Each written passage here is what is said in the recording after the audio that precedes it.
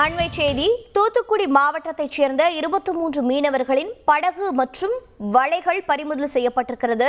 ராமநாதபுரம் மாவட்ட கடல் எல்லைக்குள் நுழைந்து தடை செய்யப்பட்ட இரட்டை சுருக்குமடி வலை 1 லட்சம் ரூபாய் சம்பாதிக்க ஐடி கம்பெனிக்கெல்லாம் போக வேணாம்.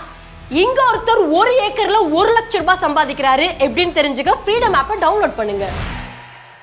மீன்பிடித்ததாக குற்றச்சாட்டு எழுந்ததை அடுத்து 23 மீனவர்களின் படகு மற்றும் வலைகள் பறிமுதல் செய்யப்பட்டிருக்கிறது.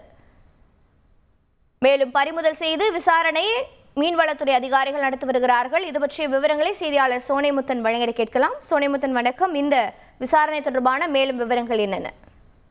வணக்கம். அதாவது மாவட்டம் விட்டு மாவட்டம் அரசால் தடை செய்யப்பட்ட இந்த இரட்டைமடி வலைகளை பயன்படுத்தி மீன்பிடித்ததாக கூறி தூத்துக்குடி மாவட்டத்தைச் சேர்ந்த 23 மீனவர்களையும் 2 படகுகளையும் பிடித்து ராமநாதபுரம் மீன்வளத்துறை அதிகாரிகள் தற்போது விசாரணையாக நடத்தி வருகின்றனர். அதாவது கடல் வளத்தை சீரழிக்கும் விதமாக இருக்கும் இந்த இரட்டைமடி வலைகளை பயன்படுத்தி மீன்பிடிக்க கூடாது என அரசு தடை செய்திருக்கக்கூடிய இந்த சூழ்நிலையில மாவட்டத்தின் ஒரு சில பகுதிகளில் ஒரு சில மீனவர்கள் அதிகாரிகளுக்கு தெரியாமல் இரட்டைமடி மீன்பிடிப்பில் ஈடுபட்டு வருகின்றனர். இது குறித்து மீனவர்கள் தொடர்ந்து மாவட்ட மீன்வளத்துறை அதிகாரிகள் மற்றும் மாவட்ட நிர்வாகத்திடம் புகார் அளித்து வந்தனர். இந்த நிலையில் கடந்த 2 தினங்களுக்கு முன்பு கூட ராமேஸ்வரத்தில் இதுபோன்ற இரட்டைமடி மீன்பிடிப்பில் ஈடுபட்ட சிலரை பிடித்து அபராதம் வைத்தது குறிப்பிடத்தக்கது.